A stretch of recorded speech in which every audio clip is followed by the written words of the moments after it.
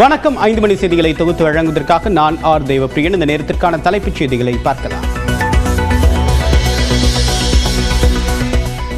மும்மொழிக் கொள்கையை ஏற்கும் வரை தமிழ்நாட்டிற்கு நிதி கிடையாது என்று பிளாக்மெயில் செய்கிறது மத்திய அரசு. தனிச்சொத்தை கேட்பது போல் திமிராக பேசினால் தமிழர்களின் தனி குணத்தை டெல்லி பார்க்க வேண்டியிருக்கும் என்று முதலமைச்சர் மு க ஸ்டாலின் எச்சரிக்கை. தமிழ்நாட்டை சீண்டுவது தீயை தீண்டுவதற்கு சமம் என்று துணை முதலமைச்சர் உதயநிதி கண்டனம். தலைகணம் காட்ட வேண்டாம், தமிழ்நாடு பொறுக்காது என்றும் மத்திய அரசுக்கு எச்சரிக்கை.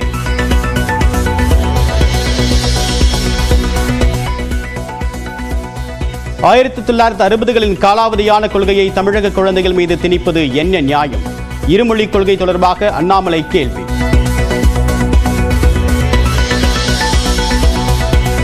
மும்மொழிக் கொள்கையை வலிய திணிப்பது மாநிலங்களின் தன்னாட்சி உரிமையை பறிக்கக்கூடிய செயல் என்று விஜய் கண்டனம்.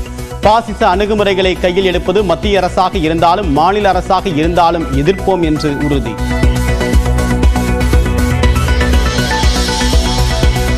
தனிப்பட்ட பிரச்சனையை கூட மாநில சட்ட ஒழுங்கு பிரச்சனையாக பேசக்கூடிய இபிஎஸ் தற்போது எங்கே பதுங்கி உள்ளார்? இந்தியை ஏற்றுக்கொண்டால்தான் நிதி என்று மத்திய அமைச்சர் கூறியதை குறிப்பிட்டு அமைச்சர் செந்தில் பாலாஜி கேள்வி. மத்திய அரசு கல்வி நிதியை தராதது குறித்து இபிஎஸ் ஏற்கனவே அறிக்கையை வெளியிட்டு விட்டார். செந்தில் பாலாஜி சிறையில் இருந்ததால் தெரிய வாய்ப்பில்லை என்று முன்னாள் அமைச்சர் ஜெயக்குமார் பதிலடி. புதிய கல்விக் கொள்கையை ஏற்றால்தான் நிதி விடுவிக்குவோம் என்று மத்திய அரசு கூறியிருப்பதை ஏற்றுக்கொள்ள முடியாது. மாநிலங்களின் உரிமைகளை மத்திய அரசு மதிக்க வேண்டும் என்றும் பாமக தலைவர் அன்புமணி ராமதாஸ் அறிக்கை. பல மொழிகள் என்றால் இந்தியா ஒரே நாடாக இருக்கும், ஒரே மொழி என்றால் பல நாடுகள் பிறக்கும் என்று நாம் தமிழர் ஒருங்கிணைப்பாளர் சீமான் எச்சரிக்கை. திருப்பதி ஏழுமலையான் கோவில் தரிசன டிக்கெட்டுகளை வாட்ஸ்அப் மூலம் பெறலாம் என்பது வதந்தி. திருமலை திருப்பதி தேவஸ்தான அதிகாரிகள் விளக்கம்.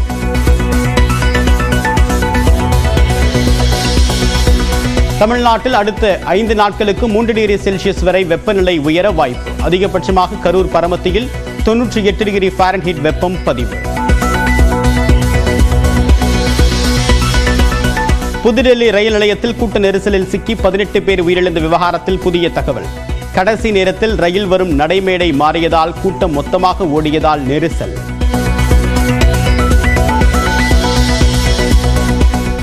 கீழடி திறந்தவெளி அருங்காட்சியகத்திற்கான பணிகளை தொடங்கி வைத்தார் அமைச்சர் தங்கம் தென்னரசு.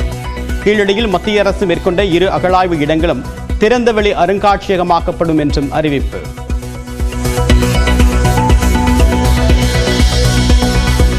அகரம் பவுண்டேஷனின் புதிய அலுவலகத்தை திறந்து வைத்தார் நடிகர் சூர்யா. அலுவலகமாக இல்லாமல் புத்துணர்ச்சி அளிக்கக்கூடிய இடமாக இருக்கும் என்றும் பேட்டி.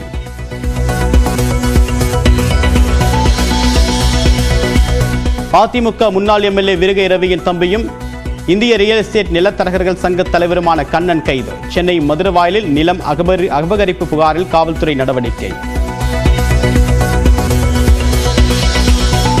மயிலாடுதுறையில் மனைவியை ரயில் ஏற்றிவிட்டு ஓடும் ரயிலிலிருந்து கீழே குதித்த முதியவர்.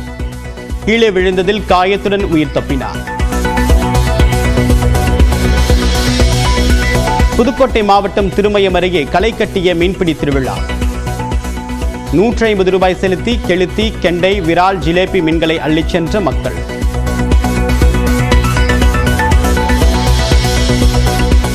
சேலத்தில் 100 வயதை தொட்ட மூதாட்டிக்கு பிறந்தநாள் மற்றும் சதாபிஷேக விழா கோலாகலம். மகன் மகள்கள் முதல் கொள்ளுப்பேரன் கொள்ளுப்பேத்திகள் வரை பங்கேற்று வாழ்த்து.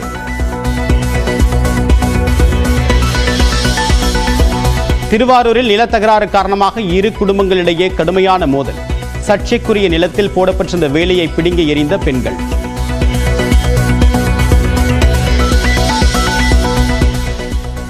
ரிலையன்ஸ் அறக்கட்டளை நிறுவனர் நீட்டா அம்பானிக்கு மசாச்சுசெட்ஸ் ஆளுநர் விருது.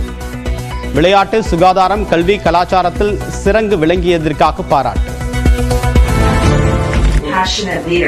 That you are in so many realms and wanted to present this in recognition of your incredible.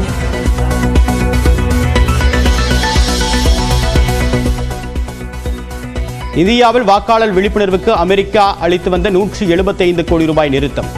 Tesla அதிபர் எலான் மஸ்க் அமைச்சராக பொறுப்பேற்ற பின் அதிரடி நடவடிக்கை. இருமொழிக் கொள்கை விவகாரத்தில் மத்திய அரசை முதலமைச்சர் மு.க. ஸ்டாலின் எச்சரித்துள்ளார். மும்மொழிக் கொள்கையை ஏற்கும் வரை தமிழ்நாட்டிற்கு நிதி கிடையாது என்று பிளாக்மெயில் செய்யக்கூடிய தடித்தனத்தை தமிழர்கள் பொறுத்துக் கொள்ள மாட்டார்கள் என்று முதலமைச்சர் மு.க. ஸ்டாலின் எச்சரிக்கை விடுத்துள்ளார். இது தொடர்பாக அவர் தன்னுடைய எக்ஸ் பக்கத்தில் இந்திய அரசியலமைப்பு சட்டத்தின் எந்த பிரிவு மும்மொழிக் கொள்கையை கட்டாயமாக்குகிறது என்று மத்திய கல்வி அமைச்சரால் கூற முடியுமா என்று கேள்வி எழுப்பியுள்ளார். மாநிலங்களால் ஆனதே இந்திய ஒன்றியம் என்றும் ஒத்திசைவு பட்டியலில் உள்ளதுதான் கல்வி என்றும் அதற்கு மத்திய அரசு ஏகபோக எஜமானர்கள் அல்ல என்றும் காட்டமாக தெரிவித்துள்ளார்.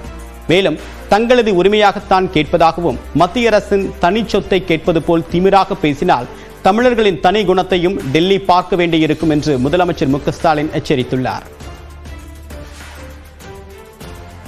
இந்நிலையில் இருமொழிக் கொள்கை காலாவதியான கொள்கை என்று பாஜக மாநில தலைவர் அண்ணாமலை விமர்சித்துள்ளார். தொடர்பாக தன்னுடைய எக்ஸ் பக்கத்தில் அவர் வெளியிட்டக்கூடிய பதிவில் தமிழ்நாடு முழுவதுமாக திமுகவை நடத்தக்கூடிய தனியார் பள்ளிகளில் பெரும்பாலும் சிபிஎஸ்இ மும்மொழி பாடத்திட்டமே இருப்பதாக குறிப்பிட்டுள்ளார். அரசு பள்ளி மாணவ மாணவியர்களுக்கு மட்டும் ஏன் ஓரவஞ்சனை என்றும் பணம் இருந்தால் மட்டும்தான் பல மொழிகள் கற்க வேண்டும் என்று முதலமைச்சர் கூறுகிறாரா என்றும் கேள்வி எழுப்பியுள்ளார். உலகம் வேகமாக வளர்ச்சியடைந்து கொண்டிருப்பதாக கூறியிருக்கக்கூடிய அண்ணாமலை காலாவதியான 1960களின் கொள்கையை தமிழ்நாட்டு குழந்தைகள் மீது திணிப்பது என்ன நியாயம் என்றும் வினவியுள்ளார். நிதி உரிமையை கேட்டால் இந்தியை ஏற்க வேண்டும் என்று தமிழ்நாட்டை மிரட்டுவதா என்று துணை முதலமைச்சர் உதயநிதி ஸ்டாலின் கண்டனம் தெரிவித்துள்ளார். எக்ஸ் தளத்தில் பதிவேற்றக்கூடிய அவர் தமிழ்நாட்டை சீண்டுவது தீயை தீண்டுவதற்கு சமம் என்றும் சுதந்திரத்திற்கு பிறகான தமிழ்நாட்டின் வரலாற்றை படித்தாலே இது புரியும் என்றும் கூறியுள்ளார். மத்திய அரசு கொடுக்கக்கூடிய இடத்திலும் மாநில அரசு பெரும் இடத்திலும் இருப்பதாக நினைத்து தலைகணம் காட்ட வேண்டாம் என்றும் தமிழ்நாடு பொறுக்காது என்று உதயநிதி ஸ்டாலின் காட்டமாக பதிவிட்டுள்ளார். இந்நிலையில் மும்மொழி கல்வி விவகாரத்தில் மத்திய அமைச்சர் தர்மேந்திர பிரதானை கண்டித்து அமைச்சர் செந்தில் பாலாஜி தன்னுடைய எக்ஸ் பக்கத்தில் பதிவேற்றிருக்கிறார். அதில் தனிப்பட்ட பிரச்சனைகளை கூட மாநில சட்ட ஒழுங்கு பிரச்சனையாக தெரித்து திமுகவுக்கு எதிராக மட்டும் கம்பு சுத்தக்கூடிய எடப்பாடி பழனிசாமி தற்போது எங்கே சென்று பதுங்கி உள்ளார் என்று கேள்வி எழுப்பியுள்ளார். இருமொழிக் கொள்கையே தாரக மந்திரம் என்பதை கொள்கை முழக்கமாக முழங்கிய அண்ணா பெயரை வைத்திருக்கக்கூடிய கட்சியின் பொதுச் செயலாளர் என்று கூறிக்கொண்டு மத்திய பாஜக அரசை கண்டிக்காமல் ஒளிந்திருக்கக்கூடிய எடப்பாடி பழனிசாமி தயவு செய்து அண்ணாவின் பெயரை விட்டுவிட வேண்டும் என்றும் வலியுறுத்தியுள்ளார். மேலும் எதிரிகள் மட்டுமல்லாது துரோகிகளையும் தமிழ்நாட்டு மக்கள் என்றுமே ஏற்றுக்கொள்ள மாட்டார்கள் என்றும் செந்தில் பாலாஜி தெரிவித்துள்ளார். இந்நிலையில் கல்வி நிதியை மத்திய அரசு வழங்காதது குறித்து எடப்பாடி பழனிசாமி ஏற்கனவே அறிக்கை வெளியிட்டுள்ளார் என்றும் செந்தில் பாலாஜி சிறையில் இருந்தால் இது தெரிய வாய்ப்பில்லை என்று முன்னாள் அமைச்சர் ஜெயக்குமார் பதிலடி கொடுத்துள்ளார். இந்திய திணிப்பு எந்த வடிவில் வந்தாலும் அது மத்திய அரசின் கல்விக் கொள்கையே ஆனாலும் அதனை அதிமுக கடுமையாக எதிர்க்கும் என்றும் அவர் தன்னுடைய எக்ஸ் பக்கத்தில் பதிவேற்றிருக்கிறார். தமிழ்நாட்டின் இருமொழிக் கொள்கையை யாராலும் அசைத்து பார்க்க முடியாது என்று கூறியுள்ள ஜெயக்குமார் கல்விக் கொள்கை உட்பட எந்த ஒரு காரணத்தையும் காட்டியும் நம் மாணவர்களுக்கு சேர வேண்டிய நிதி ஒருபோதும் தடைப்படக்கூடாது என்றும் தெரிவித்துள்ளார். எனவே தமிழ்நாட்டு மாணவர்களின் கல்விக்கான நிதியை உடனடியாக விடுவிக்க வேண்டும் என்றும் ஜெயக்குமார் வலியுறுத்தியுள்ளார். மும்மொழிக் கொள்கையை வலிய திணிப்பது மாநிலங்களின் தன்னாட்சி உரிமையை பறிப்பது இல்லாமல் வேறு என்ன என்று தமிழக வெற்றிக் கழகத்தின் தலைவர் விஜய் கண்டனம் தெரிவித்துள்ளார். மாநில மொழிக் கொள்கைக்கு சவால் விடுத்து தமிழ்நாட்டிற்கு நிதி ஒதுக்க மாட்டோம் என்று பகிரங்கமாக அறிவிப்பதும் விகடன் இணையதள பக்கத்தை முடக்கியதும் ஜனநாயகத்திற்கு எதிரான கண்டனத்திற்குரிய பாசிச அணுகுமுறையே என்றும் விமர்சித்திருக்கிறார். பாசிச அணுகுமுறைகளை எந்த வடிவத்தில் யார் கையில் எடுத்தாலும் அது மத்திய அரசாக இருந்தாலும் மாநில அரசாக இருந்தாலும் மக்கள் பக்கம் என்று தமிழக வெற்றிக் கழகம் எந்நாளும் தீர்க்கமாக எதிர்க்கும் என்றும் விஜய் கூறியுள்ளார். தமிழக மக்கள் ரத்தம் சிந்தி பெற்ற இருமொழிக் கொள்கையை மாற்ற மத்திய அரசுக்கு உரிமை இல்லை என்று திமுக நாடாளுமன்ற குழு தலைவர் கனிமொழி தெரிவித்திருக்கிறார். ராமேஸ்வரத்தில் செய்தியாளர் பேசிய அவர் பொதுப்பட்டியலில் உள்ள கல்வியை மாநில அரசின் அனுமதி இல்லாமல் மத்திய அரசு மக்களிடம் திணிக்க முடியாது என்று கூறினார். பொதுப்பட்டியலில் இருக்கக்கூடிய கல்வி அதை நம்ம தொடர்ந்து மாநில பட்டியலில் கொண்டு வர வேண்டும் என்று கோரிக்கை வைத்துக் கொண்டிருக்கிறோம். ஆனால் பொதுப்பட்டியலில் இருக்கக்கூடிய ஒரு விஷயத்துல மாநில அரசின் ஆலோசனை இல்லாமல் மாநில அரசு ஏற்றுக்கொள்ளாத ஒன்றை யாராலும் திணிக்க முடியாது.